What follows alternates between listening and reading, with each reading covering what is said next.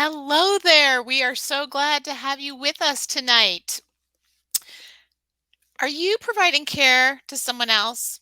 Anyone else? Maybe a parent or a grandparent, maybe a child or a grandchild, maybe a sibling, maybe an aunt, an extended family member, maybe a neighbor or a friend or a colleague, maybe even a pet. Then you are a caregiver. And guess what? I'm a caregiver. We're caregivers too. My name is Kristi Horner, and I am the founder and executive director of Courage to Caregivers, a nonprofit that started right here in Cleveland, Ohio, and started as a Northeast nonprofit. But one of those silver linings of the pandemic is we now serve caregivers no matter where they live throughout North America. So we are just thrilled that you have found us and found this webinar. In honor of National Family Caregivers Month in November, we are hosting this webinar, and we're thrilled to share this content with you. What we know is that hope is complicated, and for caregivers especially. And we've heard this a lot over the last 3.5 years, and we knew that we just had to do something about hope because we're huge hope believers. So we've been studying hope for a long time. It's a matter of fact, it's part of our mission. So we're excited to have you join us for today's workshop focused on preventing caregiver burnout by illuminating hope in uncertain times. And we just love to talk about it in all these different ways, including presenting all of the evidence-based research about hope to you all. Just a little housekeeping. We will be accepting your questions. Feel free to put them in the chat box throughout the presentation. We will get to those at the end. We're going to save some time for questions with you all. But first, before we present our findings, we would love to offer an embodied experience focused on hope. Our breathing meditation coordinator and one of our, she's the creator, as well as one of our leaders, Polly, will guide us through a sample of our breathing meditation class. So sit back, relax, and enjoy us as we explore this embodied experience focused on hope together. Polly, we are so glad to have you here tonight. I will let you take it away for the first part of the presentation. Thank you. Awesome. Thank you for having me, and it's an honor to be with all of you this evening as well.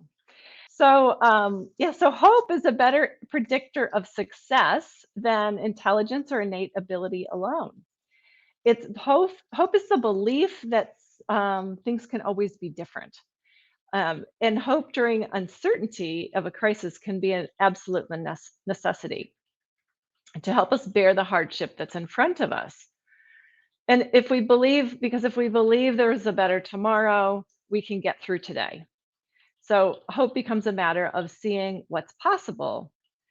When in a crisis, it's hard to see beyond our current circumstances.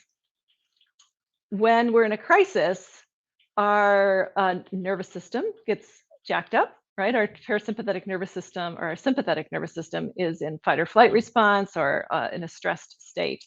And it becomes more challenging for us to access our resources. Our physiology starts working against us. So it's harder for us to access our creative solutions, our problem solving, and even potentially the ability to find hope. So this is where breathing and meditation can be a really great support. And it allows our nervous system to kind of calm down, to come down, and to access the parts of us that can problem solve, that can access a picture of a brighter possibility, and to be able to move into those resources. Now, there's a funny thing about hope; it can be paradoxical too, and that is that hope can, if hope without action is like a wish, and but if we get stuck in our nervous system and our prefrontal cortex, the decision-making part of the brain can get eliminated, or not eliminated, that's not good language there, but we don't have as much access to it because the blood flow would be going to our survival mechanisms in our brain. So that's why it's so important to tend to our nervous system so that we can move to action. and access our resources. So I'm going to we're going to start with a little breathing practice. So I invite you to take the time to set yourself up well and notice, wherever you are, I invite you to find a nice lift in your spine. So if you're sitting on a chair, coming toward the front edge of the chair, perhaps. If you're sitting in a recliner, that can be comfortable, but it can also make us more rounded and make it harder to access the breath in the lungs or to really take a full breath. So I invite you just to find a nice lift in your spine. Broad shoulders, feel the length of your spine, let your core mildly support you, sitting upright, feeling the crown of the head as if it could just reach a little bit more. So, how we embody ourselves also will experience. I'm going to share with you how we can experience that and how that might change our perspective, our hope, or the potential for experiencing hope in the body. Because we're not just our mind, we're not just our body, right? We're whole mind body systems. So here we go. We're going to start with some breathing. So I invite you to find this comfortable position, start to tune into your breath. If it's comfortable for you, perhaps closing the eyes and just becoming aware of your breathing. Just becoming aware of your breathing. Notice how you're coming to this space this evening. And with compassion, with non-judgment. So without any judgment of how you are, just noticing how you are. Where are you holding tension or tightness? Where are you holding? Notice I was breathing a little more shallowly as I was like, oh, we'll figure out this audio situation. So that's normal. That's what happens in life, right? And so when we become aware of what's happening in our body, we can address it. So we'll start just by taking 3 cleansing breaths here. So a deep breath in through the nose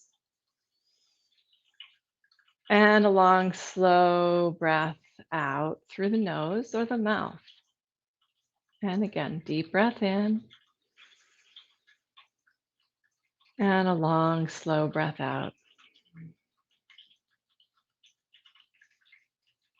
And again, last time.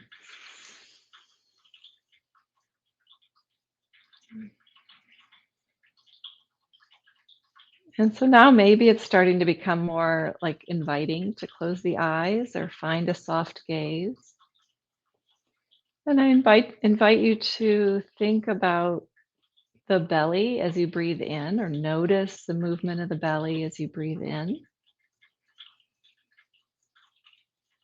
And as you breathe out. And so breathing in, feeling the belly expand. And breathing out, feeling the belly draw in. Now, if you think, wait, that's backwards from what I'm feeling, that just means you're breathing more in the upper lobes of the lungs. Just allow the breath to move more fully through the lungs. Very common. I do it all the time myself, even with the awareness I have of the breath. So breathing in, belly expands. Breathing out, belly draws in. So now I'm going to introduce a couple of breathing practices. And I call this stair step breathing. And it's slowly sipping in the breath. So we're going to do 3-part in breath. So it's sip through the nose, sip, sip, 3-part in breath, followed by a long, slow out breath. It's like going up. I'm very visual, so I like to think of it as it's like going up one of those little tyke slides, 3 steps up, 1 long, slow breath as you slide down. Okay, so let's do this together. Slowly, so it's not a, but a. So it's a breathing in, pause, breathing in, pause, breathing in, pause, long, slow exhale out. Okay, breathing in, pause, breathing in, pause, breathing in. Long, slow breath out.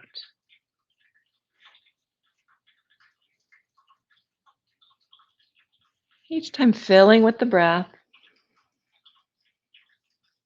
and then emptying that breath out, breathing out, feeling the belly draw in. Then continuing, go at your own pace.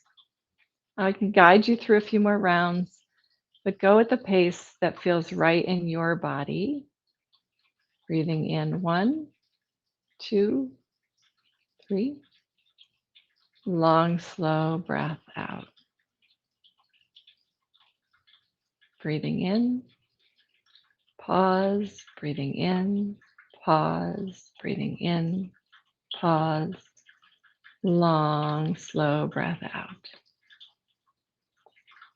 And do that 2 more times, 2 more rounds on your own.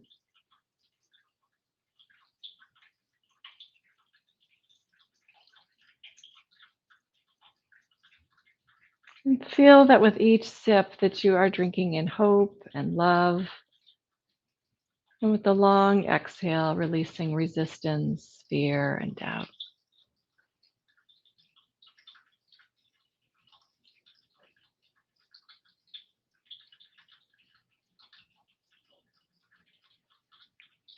And then pause to just allow the breath to be in a natural rhythm. And noticing just how that just a few moments of this breathing practice, how that has impacted you. Maybe starting to feel your nervous system come down just a little bit.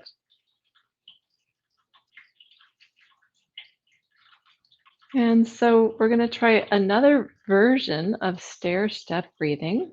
The first one, I call that stair step breathing up. This one is going to be stair step breathing down. So we're going to take a long, slow in breath. And then exhale, pause, exhale, pause, exhale, pause. Okay. In breath. Pause. Exhale, pause. Exhale, pause. And again, long, slow in breath. Breathing in through the nose. Exhale, pause. Exhale, pause. Exhale, pause. And continuing a few more times at your own pace. 3-part out breath. And with each exhale, dropping more fully into the present moment. I am here now. Might even feel your body relax into the support beneath you, chair, sofa, floor.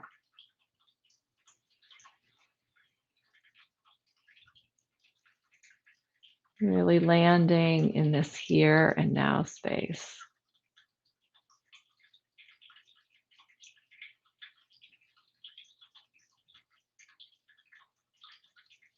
Great. And then just allowing the breath to return to a natural rhythm. And again, witnessing or noticing. And just like these two different types of stair step breathing are like the two perspectives on hope, neither right or wrong. They're both valuable and offer different ways of experiencing hope, different ways of experiencing breathing. Good. So in Courage to Caregivers, in a typical breathing meditation in our weekly sessions, we often will do a breathing practice and then followed by offering an affirmation. So affirmations are planting the seeds of hope into our psyche, into our body, mind system. And so I offer them, but I also encourage you to choose to formulate your own if these words don't feel right for you. So we offer these as inspiration. An affirmation is said in the present tense, positive present tense, as if it is already so. It's planting a seed of hope with our words and our thoughts. So I release resistance, fear, and doubt, and become a vessel of hope and love. And so you can kind of breathe those words in and see how that feels for you. Another option would be I find beauty and joy in the present moment and trust all is well. And here's a third option. And this is all in your handout. You'll have it available. It's in your email. And a third option is today I have hope. I see possibilities that eluded me previously. And so we'll do a little bit of movement here and exploration. So if hope, so we have a quote here that says researchers are learning that a change in mindset has the power to alter neurochemistry. Hope can have important effects on fundamental physiological processes like respiration, circulation, and motor function. And so the exploration I think of today that I thought we'd bring here today is that, well, if hope can impact our nervous system, our physiological regulating respiration, our nervous system, that's all regulated by the nervous system. If it can experience, if hope impacts the nervous system, can doing, regulating our nervous system impact our ability to have hope? And I believe the answer is yes there. So, but I wanted you to experience that. So we're going to explore this by just starting to tune into sensations. We'll do some neck and shoulder warm-ups and do a little bit of movement. So I invite you just to bring your shoulders up toward your ears and draw them back and down. Good. And very gently just draw them up and back and down, just starting to become aware. Shoulders are often where we carry a lot of tension when we carry the weight of things, right? When we feel responsible for things. So it's important to take care of those shoulders. Feel free to just kind of find some organic movement and wiggle them out here a little bit. And then let's bring that right arm across the body. Give yourself a little pat on the back there. Use that left hand to draw that arm over. You might even take the hand up toward the sky as you draw that arm over. And start to move the head a little to the side. Again, always working on our safe range of motion. Nothing should ever hurt. Noticing where you feel sensations as you move the head mindfully side to side. Not forcing or pushing, not judging ourselves or thinking that we need to do it differently or that your shape needs to look like my shape. Just noticing the sensations. Good, and then just release that arm down. Good, and we'll bring the other arm across body. Good, give yourself a little pat on the back for the kindness and caregiving that you offer others. Good, and time to offer some of that same care back to yourself. So again, you can use the hand there. You might bring that hand up just to draw that arm across. Again, shoulders softening down. You're letting the head gently move side to side. Again, there's no right or wrong here. If it feels better, just drawing that arm across using the hand. Good, just aware of sensations here.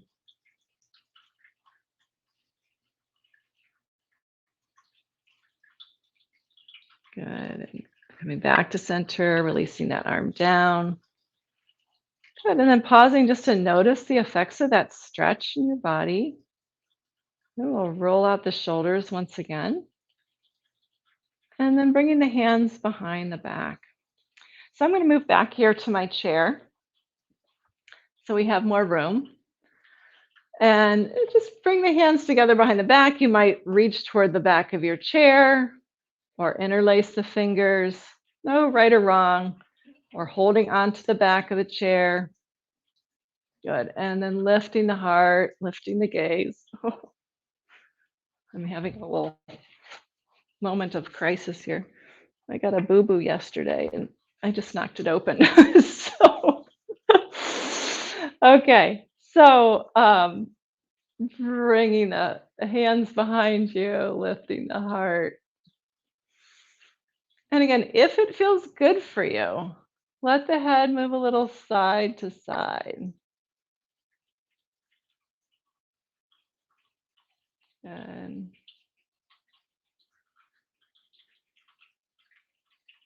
And coming back to neutral, releasing and rolling out the shoulders. Good, coming back to neutral, pause. Again, finding that nice lift in the spine. I'm going to call this chair mountain. Feel free to do this as if you have a yoga practice and you know what mountain is, feel free to do this as a standing exploration. So as we come to chair mountain, we're going to plant our feet on the ground, really feel the earth beneath you. You might lift the toes and lower the heels, and then lift the heels and lower the toes. And then let the feet settle, as if you could almost press the floor away. And notice as you press the floor away, the muscles of the quads, the thighs, get firm. And if you relax them, they get a little softer. So just notice, you make those muscles strong, press the floor away. And as you press the floor away, you might feel the spine lift and the crown of the head reaching up. And as you make yourself tall or long in the spine, letting the shoulders soften. Good.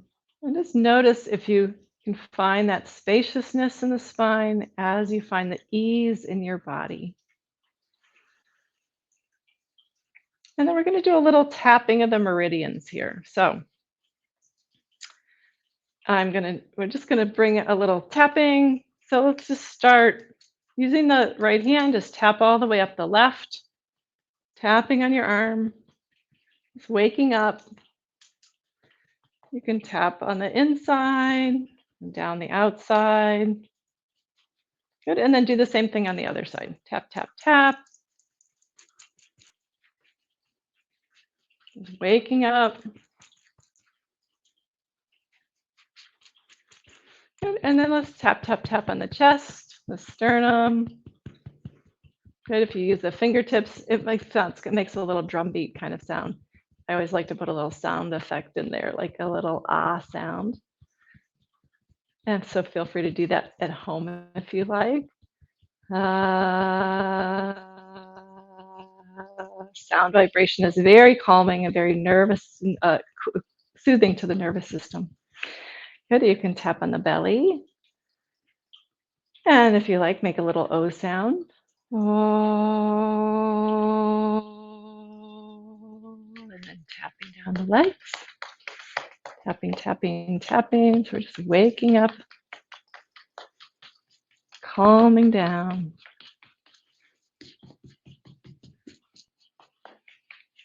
Good, open up the back of the legs. And you may even tap on the low back. So you might be using the back of the hand or the thumb side of the hand. Just tap on the low back. And again, just noticing sensations without judgment. And then pause, chair mountain. Breathing, returning to your breath. Feeling that lift in your spine.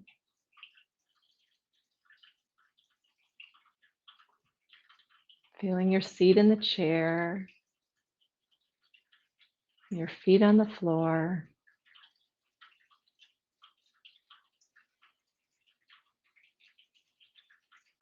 Great. Noticing how you feel. And now we're going to bring the hands to where the upper jaw meets the lower jaw. And then just do a little circling here, a little massage of where the upper jaw meets the lower jaw. And then take a nice big yawn. So deep breath in. With the out breath, yawn. Really stretch. Open up. Good. Do it a few times. Audible is good. Yawns release tension. And the effects of stress. And this with this little massage, it wakes us up, brings more oxygen to the brain. Helps us discharge energy. Great. And you might find there's a little tension there too. Feel free to massage that out. Good. Again, no judgment. And then pause to notice. And so let's move the eyes now. I want you to imagine, I invite you to picture a giant clock in front of you. And we'll start by just rubbing the hands together. Get a little friction in the hands. And then cupping the hands over the eyes. And then blink, blink, blink the eyes, warming up the eye muscles. And then we'll release. Bringing the eyes on your giant clock that's in front of you to 12 o'clock. So all the way up at the ceiling. And then move the eyes all the way down to 6 o'clock. And then over to 3. And then over to 9. Back to 12. And counterclockwise all the way around the clock back to 12 o'clock. Good. Close the eyes. Let them rest for a moment. Notice the energy in the muscles of the eyes. You could rub the hands together again if you like. Create that friction, warmth, and cup the hands over the eyes, bringing that warmth into the eye muscles. And blink, blink, blink. Good. Releasing the hands. It's a good idea if you have glasses on to remove them for this, because it actually can strengthen your eye muscles doing this without glasses. So again, imagine your giant clock. Take your eyes up to 12 o'clock and down to 6, over to 9, and then to 3. Back up to 12, and now clockwise all the way around. Notice where the eyes get jumpy, where they feel smooth. Moving the eyes around the clock. Nice, slow, mindful movement. Back to 12 o'clock. Good. Close the eyes. Rub the hands together. Cup the hands over the eyes.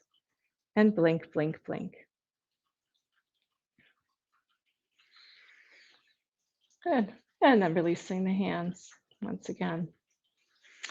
So now I invite you to recall a time, and maybe it wasn't that long ago, again, no judgment, when you felt hopelessness in your body.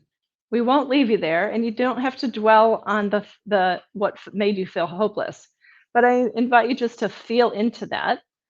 I know when I have had moments where I felt, or times when I felt despair or burdened or some element of hopelessness, often feels like burdened, heavy.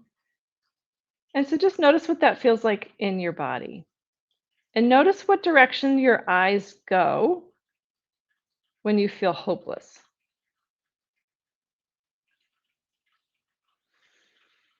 And then I invite you just to take a deep breath in and then take your gaze up. So look out, look up, look at the farthest point you can see. If it was light out, I would have you look out a window. But to look out and move your eyes side to side, up and down, and then across, like as if you could see across the rainbow. If you could trace a rainbow with your eyes. Notice what it feels like in your body to be looking up and out. And then go back to where we started.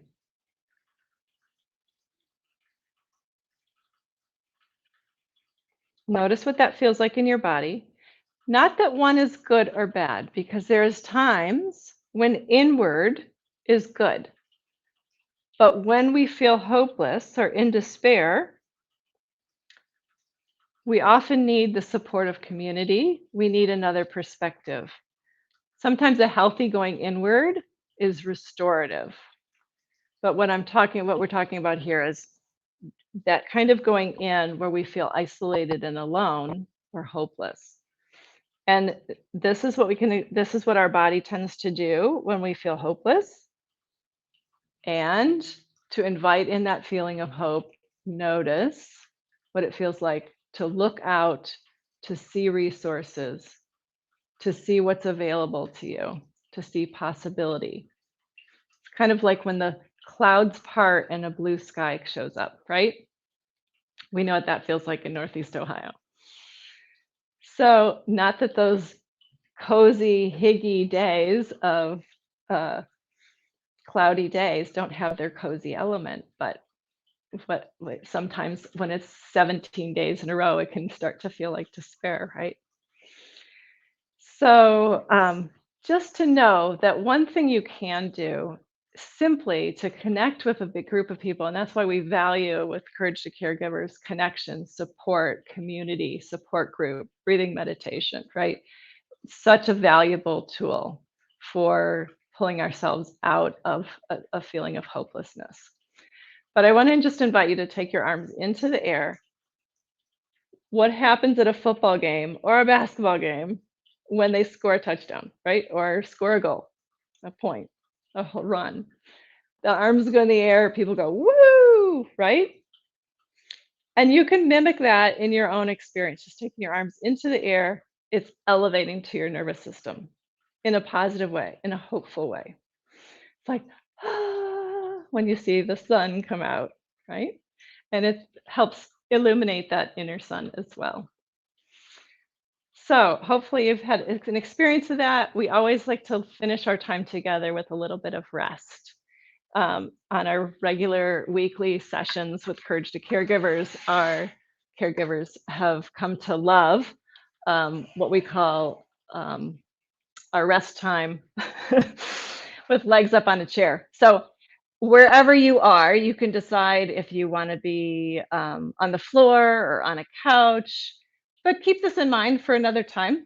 This is my absolute favorite way to let my nervous system come into relaxation, is bringing my feet up on the chair and then laying on the floor. Hopefully the camera doesn't have me disappear here, but in this shape, we send a message to our nervous system, to our body, that we're not going anywhere because our feet are not on the ground. And because of that, it also takes pressure off the back, the legs are supported, blood flow moves against gravity. It's a really restful place to be. And allow the nervous system to really relax and be restored. Self-care is a really important part of caregiving. And so then you just start to tune into your breath if you're choosing to go in this shape today. But know that there's lots of options, but we like to shift into a time of deep rest. So useful. And it's not about going to sleep, but moving into that space of deep rest so that we can be restored, so that our nervous system can come back into a state of balance or homeostasis. And once you've settled in there, I invite you to, again, return the awareness to the breath. You might have a cover up, a blanket if you like. A time to just be and be still and tune in. And if it's comfortable, again, closing the eyes. And as you close the eyes, I invite you to bring your awareness to some place in nature. A really beautiful place. It might be a place you've been, a place you've hoped to go. It might be a place you read about in a book or magazine. It could be completely made up in your mind or someplace that's real. And start to see all the details of this place. opening up all of your senses, noticing the smells, noticing the sounds, noticing the feel of the air on your skin.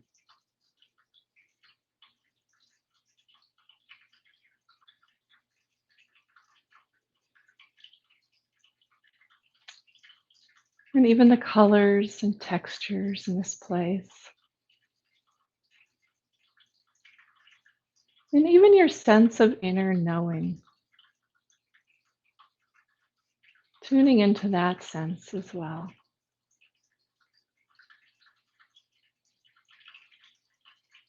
And in this place, in nature, I invite you to find something that represents hope to you. Allow it to come to you and let it jump out in your awareness of your surroundings as you look around. And then really let your awareness rest in that. Whatever that is, for example, if it was a tree, it might be a bird, it might be the sunshine, it might be grass, or a fallen maple leaf that's brightly colored, or the first blossoms of spring. There's no right or wrong here. Whatever comes to you is just right. And take in the color and the shape and the texture.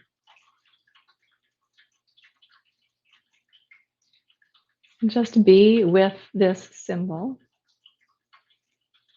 your own symbol for hope, and breathe with it.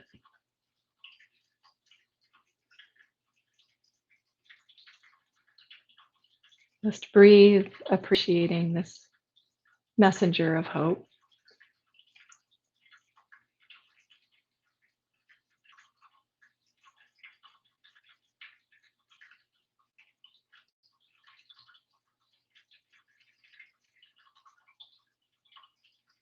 And if it feels right for you, let it offer a message. Maybe it has a message for you. Maybe it's something you want to say.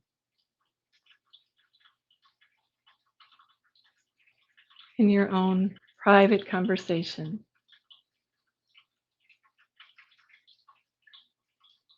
with this messenger of hope.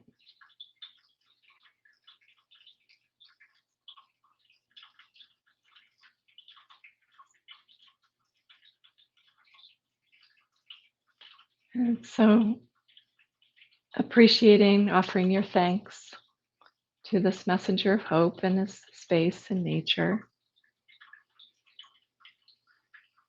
Breathing in its beauty one more time.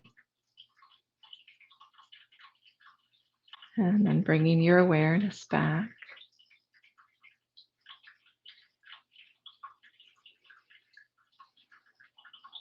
Start to bring some movement into the body, maybe moving the fingers, the toes,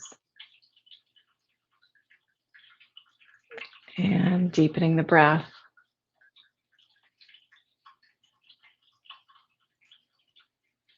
And when you're ready, if you're lying down, rolling to one side and finding your way again to seated.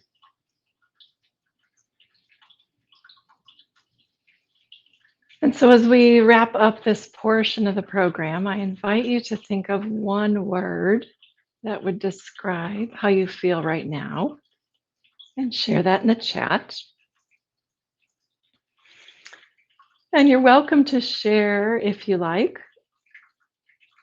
your thing in nature, and there's no pressure. What showed up for you in nature as a messenger of hope. You could share that, or also share your one word to describe what you're feeling right now as a result of our practice. So, thank you, and namaste. Thank you so, whoopsie. Thank you so much, Polly. We have just loved having you here with us. We're getting some words. So Greg has shared that he is peaceful. Mm. Judy also shared peace. We have calm from Mary Beth. We have relaxed from Carol. We have another relaxed from Joan. We have quiet from Shar. I love that. Mhm. We have a lot of thanks coming in. That was amazing.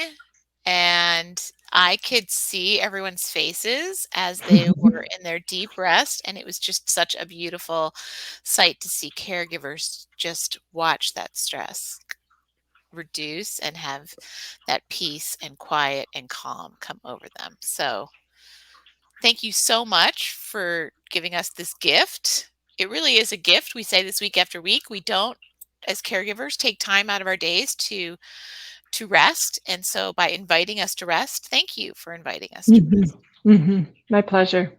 Thank you. rest. Everyone's saying it's wonderful. So Polly, we'll bring you back at the end if you're still around, and we'll invite Mhm. questions then um, as Jenny and I move on with the next portion. So thank you. Mhm. Awesome. Thanks. hmm There we go. Jenny is muted, so we'll let her take off. There you go. Great. Perfect. Um,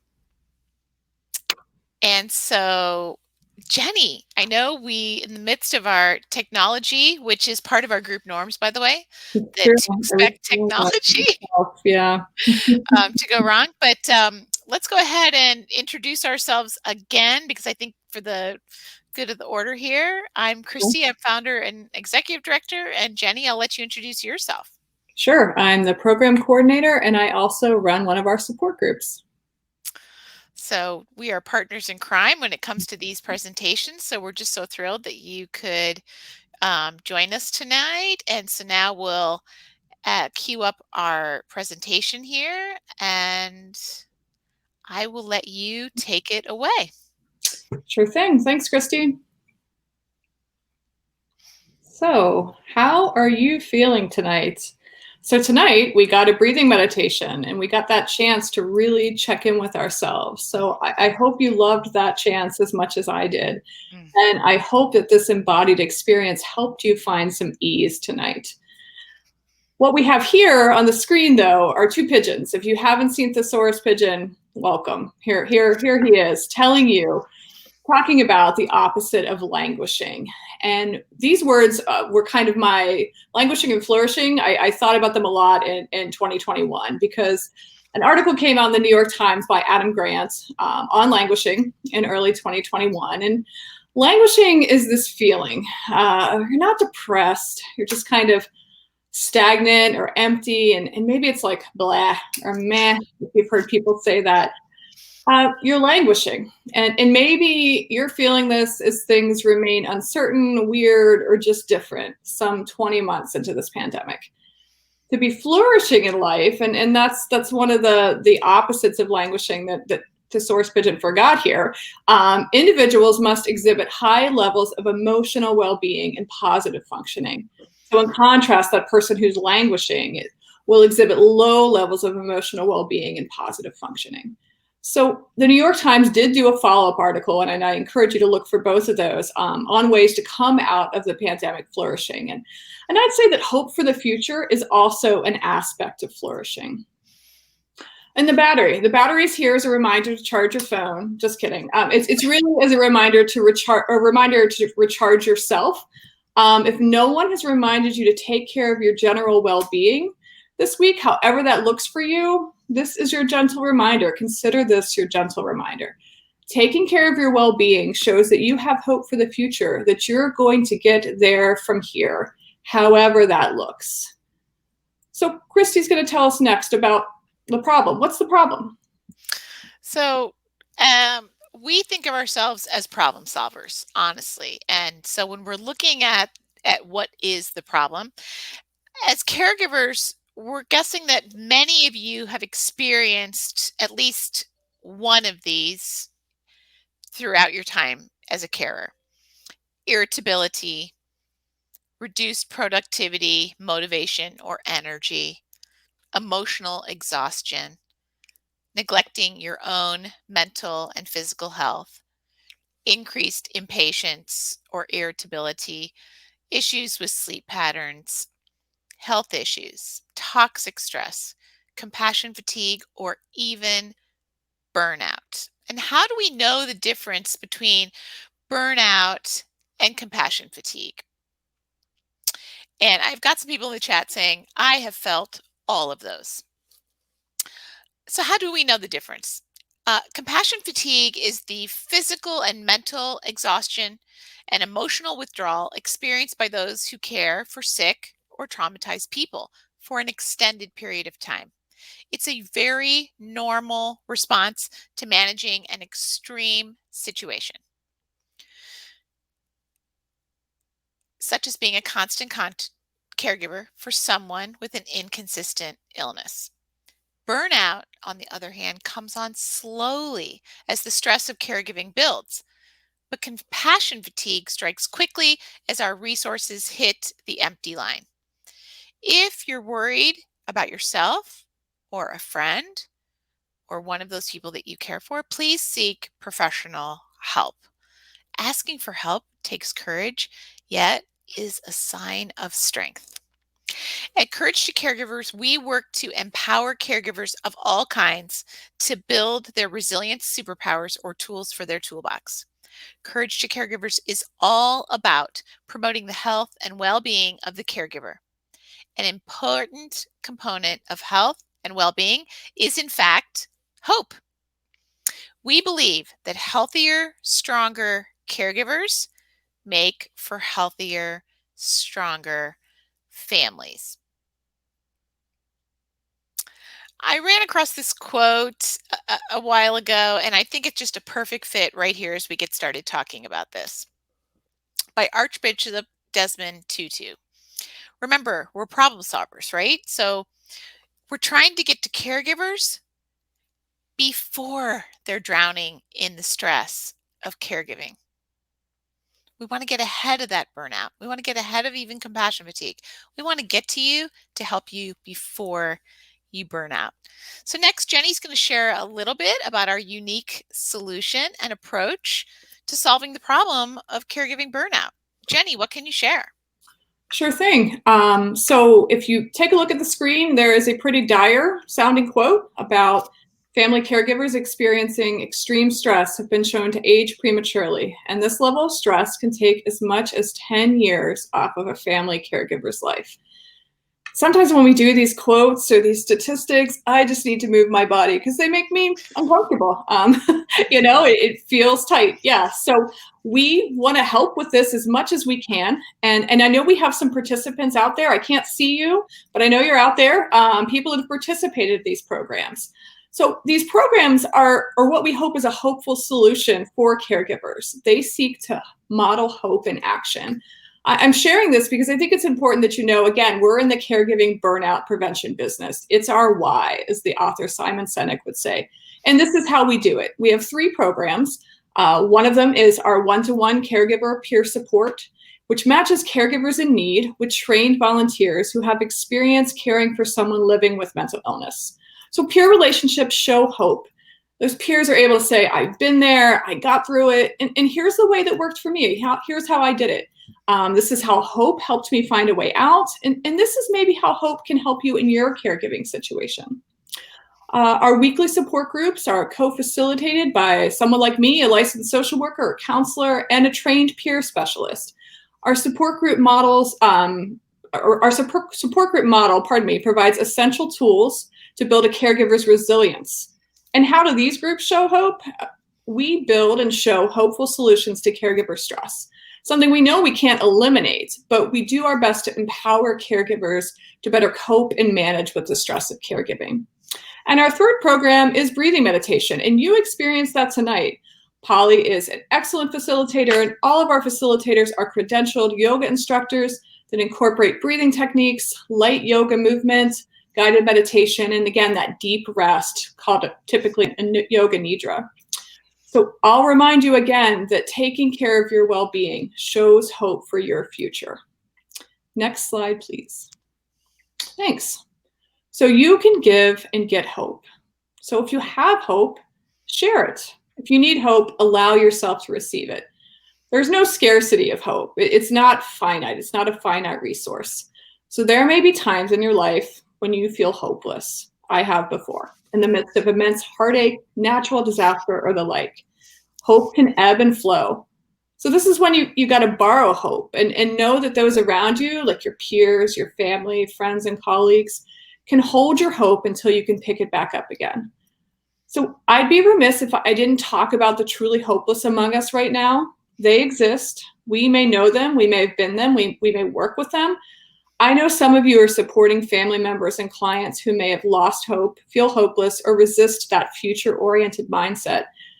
They aren't experiencing that natural ebb and flow of hope, which I'm going to talk about over and over again. So these are times when you may have to work with them to create a plan to address hopelessness, or refer them out for appropriate services.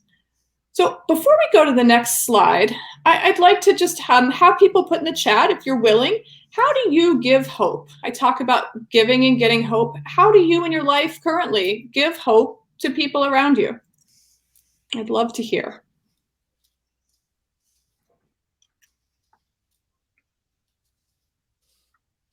I can tell people are thinking. Aha, we have our first Thank you. answer. We've got a couple now. They're pouring in. We have encouragement. Okay. We have validating what they feel. I love that. We have gifts of service. Show them. We have listening. Excellent. We have showing empathy. Practical help. More for empathy. Love it. I think they get it. Great. Yeah, I was going to say, you guys are doing my next slide. That's amazing. So let's look at that slide. How can you borrow and share hope? We also just got someone that said, tell a friend what they have experienced, the same feelings and their experience. Great. Thank you all so much. It's so much nicer when we can go back and forth again, have that ebb and flow together. So thank you so much for that. So how do you borrow hope? If you need to get hope, how can you do that? And I'd suggest you lean on your people, whoever those people are in times of hopelessness. So whoever it is you can trust to support you when you need to borrow hope or when you're feeling hopeless, ask for that support.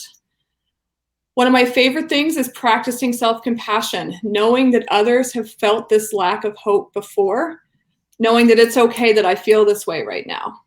And again, leaning on my people. Seek out peers who have been in similar situations. So similar life experiences, similar caregiving experiences. See how they've dealt with feeling lost or hopeless. And the last way that I'm going to talk about borrowing hope tonight is asking for help and hope. So you can raise your hand if you want or not, but do caregivers like to ask for help? No. They're all shaking their heads. They're all shaking their heads. Not typically, because we're the ones who have to hold it all together, right? All the time. One person said yes. Right. So there you go. So this is the time to be really directive in asking for what we need. This is the time when you need to borrow that hope, being really directive and asking for what you need. And how do you share and give hope? And thank you. Many of you have hit on these as we, for the last slide when I asked for your chats, but share your story as you're able. So your own ebbs and flows of hope and growth can help others find hope. But with that, be honest when you do it. You know, when you get real about your own struggles and your continued struggles, because we all struggle, right? You can show that you haven't gotten all figured out. So for people that are feeling hopeless, man, that common humanity, it shows that you're still a work in progress, but you still have hope. Listen to others' stories, again, with empathy. We heard that a lot, openness, and non-judgmentally. So be present with those hard stories as much as you can. Support those people as you can. And stay connected. Reach out to folks that you know may be looking for hope, and anybody that needs that hope boost. Keep trying, keep reaching out. It matters to people. Next slide, please. So this is a great what is hope quote. So it's your belief that your future can be better than your past, and you play a role in making it so.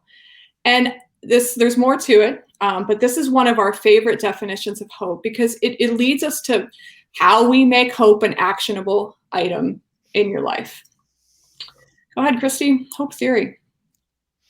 Right. So no presentation on hope would be complete without a brief overview of the researcher and psychologist, Dr. Charles Richard Snyder's hope theory, which is rooted in positive psychology, one of our favorite things. So it was then further developed with the work of Dr. Shane Lopez. It's all about building a hope-centered mindset and hope-centered thinking. So how do we do that? We do that in 3 ways. Through goals, through approaching life in a goal-oriented way. Knowing that often re-goaling, so you might start down one path of a goal, but having to re-goal is often a part of the process. That process of evaluating, assessing, and adjusting our goals as we get stuck. It also incorporates pathways, which are finding different ways to achieving your goals. Pathways are not always linear, and yet they are infinite in possibilities. Pathways are your way power.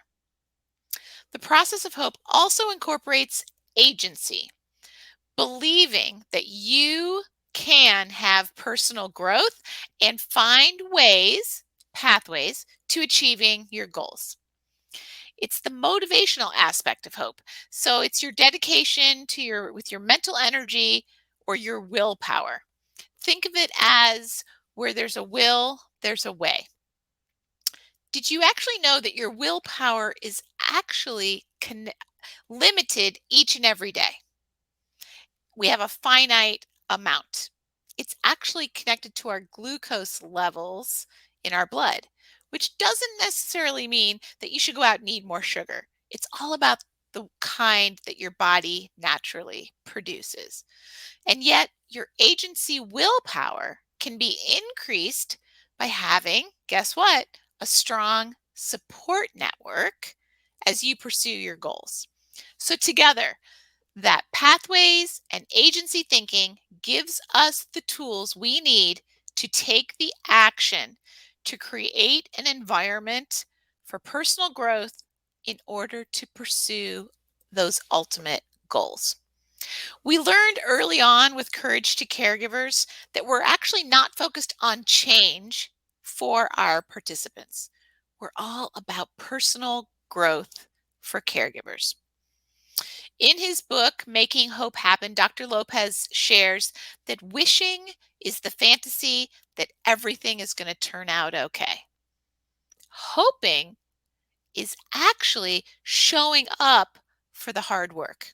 And if there's anything we know about caregivers, they know about hard work and they're really good at doing hard. Hope is not a wish or a dream or a desire or optimism, which is actually the expectation for good outcomes. Optimism is actually an attitude. It's also not positivity, which is a bias, the idea that things will work out well for us, no matter the circumstances. And yet, hope is a science. It's measurable. It's also actionable. It's a verb. It's about intention. Desire mixed with perseverance and tenacity, one of my favorite words. Hope is a coping resource for stress, which is why we're talking about it tonight. Hope can change the destiny of trauma survivors, battered women, abused children, and caregivers. Hope is, as you already heard tonight, the single best predictor of short and long-term outcomes and overall well-being, even more so than IQ. There's more good news. Hope can be learned, can be shared with others, like Jenny's already shared, and you can increase the hope of those around you because as a caregiver, you can also be a hope giver. I'm a hope giver. If you're a hope seeker or support someone who is, then you're in the right place, because we're going to talk all about caregivers being hope givers. Jenny, fill us in about ACEs and what that's all about. Sure. So more about the science of hope and resilience. We're going to talk just for a minute or two about ACEs, adverse childhood experiences. And I really got turned on to this through a documentary called The Biology of Stress and the Science of Hope. If you ever get a chance to watch that, please do. I think it's cemented for me, in addition to many other things. It's a very powerful film that hope and resilience aren't just something you're born with. They can be learned. They can be borrowed. They can be shared. So you're not out of luck if you're like, I'm just a hopeless person. No, there are ways. There are ways to build those things, to learn those things, to even begin to overcome ACEs, those adverse childhood experiences, and those examples are listed on the screen. To overcome those, you have to help adults heal from trauma. So breaking that cycle of all these types of ACEs begins with acknowledging the effect that toxic stress and adverse childhood experiences have on the body and the brain, and encouraging conversations about them without judgment or shame. Other ways to build resilience, and those affected by ACEs, and by the way, that's all of us, are working together towards communities that support health and development, providing concrete support for parents and families, encouraging a sense of purpose, and championing the idea that growth and hope are possible. So Kristi has a musical interlude, maybe. I do. I'll spare you my musical lack of talent today. I'm actually putting here in the chat the name of that documentary because we had a question about it. And so I'm going to finish typing that. It's called The Resilience, the Biology of Stress, and the Science of Hope. And it's fantastic. You can find it on YouTube. I think we could also rent it on Amazon, if I remember correctly. There we go. So anyone who had the real privilege of attending summer camp, like I did, this is a very popular camp song. I remember in our Girl Scout troop, we sang it there too. So again, I'll let you Google it, or you can also check out our Spotify playlist on Hope, which is listed on our website, where we've added it there. And it's a Frank Sinatra song, so it's a super old song, but it's all about this little old ant thinking that he can move a rubber tree plant. And I probably didn't put too much thought into it back when I was a young girl in camp. Yet if I were to really unpack the experience of camp, I'm pretty sure a big part of it was to learn how to be more independent, to be more resilient, to set goals and find success achieving them, or maybe quite likely, which was the case often for me and maybe for you too, of failing and learning how to pick myself up again and trying all over again. So this song is about this ant thinking he had the power to move that plant, and he had high hopes. It was about when things seemed hard, or when he was feeling discouraged about his lack of progress, he kept his eye on his goal, which was to move that rubber tree plant. And he kept his focus on having high hopes throughout. Now, was his original goal, realistic? Many would actually say it's unattainable, and yet he persisted. He kept his hope and that confidence in himself that he could do this. And it was hope, really high hope, that he would reach his goal, that kept him from going even when certain challenges seemed overwhelming. Hope was his motivator. So some of us know people like this. Some of us are like this. Some of us coach, empower, support loved ones, or if we're a professional caregiver, clients that have the goal to be like this. We all need cheerleaders to help find and keep our motivation sometimes.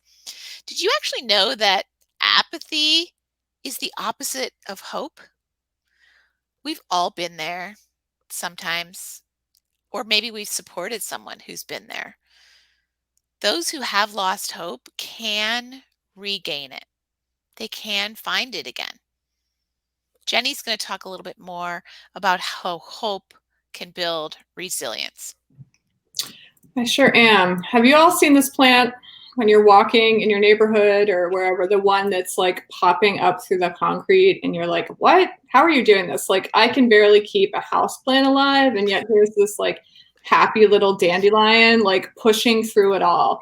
So every flower must grow through dirt. Hope builds resilience. So we believe that hope is an essential component to building resilience. And if you don't know what resilience is, I'm going to define it here as like kind of that bouncing back from adverse experiences. And hope can be an important coping mechanism for facing trauma of all kinds. And it's especially helpful for caregivers as they cope with their own trauma and battle through that vicarious trauma of their loved ones or the people they're supporting professionally. So if you're familiar with those domains of resilience, hope fits under the vision and outlook domain as it involves that future-oriented approach. So next slide, please. So Brene Brown, the queen of vulnerability. We are big fans around here. And I don't always read the quotes, but this is a good one. So hope is a function of struggle. Hope is a combination of setting realistic goals, having the tenacity and perseverance to pursue them, believing in our own abilities. Tolerance for disappointment, determination, and a belief in self are at the heart of hope. Amen, Brene. So we do just love Brene Brown. It's actually why courage is in our name. She's definitely one of my all-time favorite sheroes. So as we've already said, hope, all of us, every one of us tonight have said, hope is so much more than just a wish. Hope is actually a mindset, a cognitive process, which means we have the power. We can learn new pathways to our goals on our own. Hope can be taught, learned, and become one of your resilient superpowers. Another one of my sheroes is Carol Dweck, and I hope you've heard of her work around growth mindset, or if you follow us on social media, you know we talk about growth mindset all the time. Growth mindset is that belief that you have the power to develop your talents and build your abilities. Nothing but opportunity and possibility, a hope-centered mindset. If you have a fixed mindset, on the other hand, you actually believe that your talents and abilities are set or predetermined. With that mindset, you're less hopeful about the future. So how can we teach hope or help those in our care, someone that we're caring for perhaps, raise their hope score? Well, for me, it's all about being gentle with myself and others, which actually includes stopping all the negative self-talk and the judging and the shaming. If you hear yourself going down that path, oh, I should have, I could have, poor me, I don't like how I look in that outfit, I don't like looking in the mirror, I wish this. Stop the negative self-talk. Replace that with positive affirmations for yourself and others.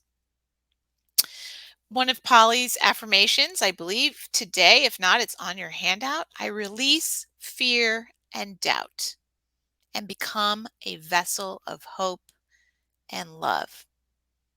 So anytime you find yourself spiraling into negative self-talk, replace it with a positive affirmation. Forgive yourself. Forgiveness starts with you. Forgive yourself for all the mistakes you've ever made. Goodness sakes, I make them every day. So many of us live with that shame and regret, and it's time to stop. Spend more time in nature. It's one of my favorite places to be, and it gets me out of my own head and makes me realize I'm part of this wonderful, beautiful world. And maybe if you've haven't exhausted all the forms of creative expression during the pandemic, find something new to learn, a new hobby, a new craft. Get outside, crunch the leaves, run through the leaves, pick up some twigs. I skipped over that plan something, maybe a gathering, maybe you're looking forward to Thanksgiving or the holidays, maybe you're ready to plan next year's vacation. Giving us something to look forward to is that future-oriented thinking. Keep a journal, maybe a hope journal. Practice gratitude. We have a lot of participants who love to, at the end of every day, just write down 3 things that they're grateful for today. We can all find 3 things from today to be grateful for. We're glad you're here with us today. That's something I'm grateful for. Celebrate your success. This is the one I always forget because I'm really good at doing the work. Celebrate your success. And have fun in the process. That helps build your imagination and curiosity and helps us picture and foster future memories that might just be like that. Cultivate a spiritual practice. Move your body, just like Polly showed us, an embodied experience. Incorporate breathing and meditation, that brain-body connection. Mindfulness has been shown to increase hope and reduce stress. Keep an open mind. Keep an open mind. Connect with others. Reach out tonight, maybe even before you go to bed. Check on someone you haven't heard from for a while. Check in on a family member. Let them know you're thinking about them and that you just wanted to let them know for no other purpose. All of that helps you to get out of your own head, which we as caregivers know we spend a lot of time in our own heads. Find a community of support that is grounded in trauma-informed culture of hope. As a caregiver, you are a hope carrier. You encourage others, and we know that you can help others because you are also a hope giver. Maybe this is giving you some ideas for some hope-centered goals along the way. Jenny, tell us about why goals are so important again. Sure. So why do we talk about goals all the time? We don't just talk about them here at this presentation. We talk about them a lot in group. And we're going to talk about them because we're talking about hope tonight, because hope without a plan and a goal is just, again, that wish. It's not actionable. And so, for example, you could say, I hope to get my master's degree. When you say that, there's a clear path to that. I mean, your path, it might not be straight, but it's clear. It's, applying, studying, graduating. Your path could go everywhere, but there's a way to do it. I wish I had my master's degree is just that. That's a wish. There's no actionable path there. So we make goals in our groups, and there are these SMART goals. Again, there's lots of ways to measure them. So I usually do the first couple: specific, measurable, achievable, attainable, relevant, meaning it's important to you, timely. So we make those goals in groups. And if you've ever been in a group with me, I make goals too. And I do the same thing. I share successes, I share failures, I share goal modifications, meaning, I did not walk every day this week, but I did every other day. I modified it. I knew this week was a busy week. So I emphasize, again, those attainable and meaningful goals, because let's face it, success breeds hope. And success is often more likely with baby steps, like those adorable, small, actionable ways that they're easy to accomplish and still move us forward. So 10 minutes of walking, my gosh, that's a baby step to walking, but it's still moving you forward. So again, success breeds hope, but not just success. So your ability to modify and bounce back from failures also supports resilience and hope. And you can get there from here. This is what hope means from Rick Snyder. And this was a new one for me as we prepared for this presentation. We read some hope theory books, and it's another easy way to remember to look at hope. And I've started to say it to myself when I'm feeling overwhelmed with a project, goals, or let's face it, life in general. You can take a breath. You can say this as an affirmation. You can get there from here. Whatever here looks like, you can get there. Take a breath. I love that. So if hope is getting from here to there, from A to B, how do we motivate both ourselves and those in our care? Motivation is so personal, right? But we can be role models for hope. We're going to call ourselves now hope models. So hope models model hope. It's kind of that easy, honestly. Hope models overcome barriers in achievement of our goals. Hope models help others find their pathways, which if you recall is you have options in those pathways to achieving their goals. Hope models, like all of us, encourage and support others. We're accountability partners for our goals. So getting from A to B could also represent that B might just be plan B. Jenny and I know plenty of plan Bs. As a matter of fact, sometimes we even know plan Cs. I want to share a really brief example of working with one of our caregivers. Let's call them Sam. Sam is caring for a young adult with severe mental illness. It had been an exceptionally hard week. While many hard weeks are hard for Sam, this week seemed especially hard. Sam has been coming to our programs for going on 3 years now. They've filled their toolbox with amazing life skills and tools of resilience, all skills that they actually knew about.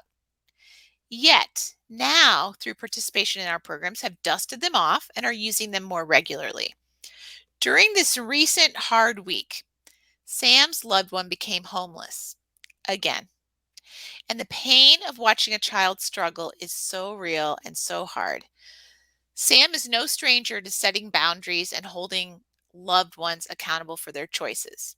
Yet in the midst of a crisis, it's hard to both remember and adhere to our healthy coping strategies. Sam was completely undone by their loved one's circumstances and felt derailed in their goals.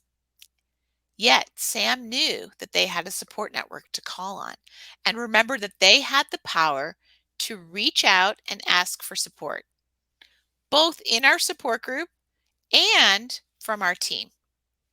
Sam knew that their goal of supporting their loved one to live independently was really big and lofty goal and a long and winding journey. Remember, the pathways to our goals are rarely linear. Sam held on fiercely, needed to watch their child struggle again, and continued to encourage them to make better choices, finding the support that they needed to move forward for themselves. Stronger caregivers create stronger families. Stronger caregivers are hope givers. We're hope givers, and we know you can be too. Jenny's going to share a little bit about how we can actually spread hope.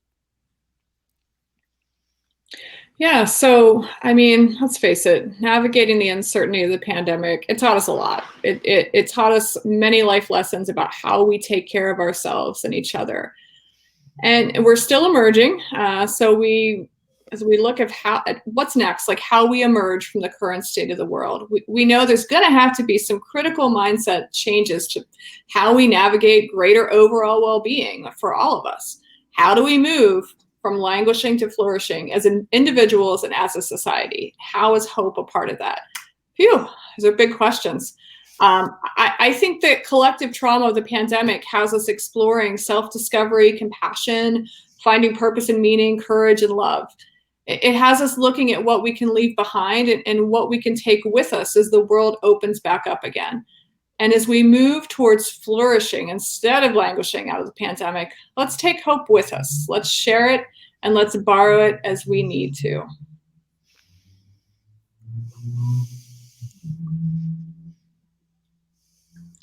The ripple image.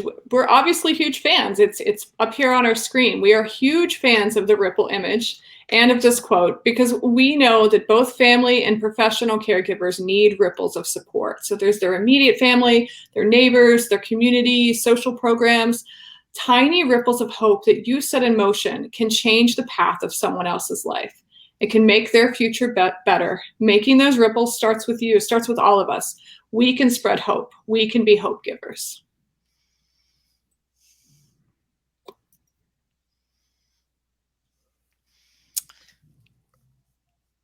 $8:30. It is. We are just kind of right on schedule, even with our technology delays. We have really enjoyed our time with you.